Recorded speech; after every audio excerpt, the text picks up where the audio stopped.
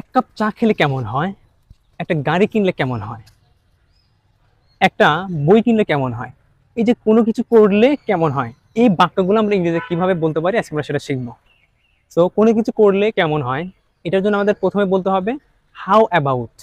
How about plus ভার্বের সাথে ING, how about plus being, that means ভার্বের সাথে আইএনজি। তাহলে এটা যদি আমরা বলি তাহলে হবে কোনো কিছু করলে কেমন হয়।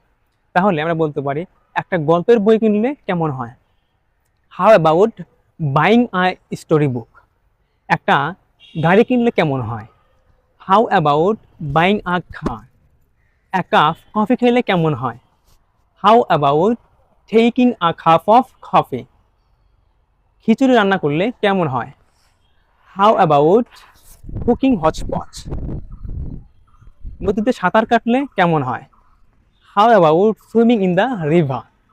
গরিবদের সাহায্য করলে কেমন হয়, how about helping the people. একটি বই লিখলে কেমন হয়, how about writing a book.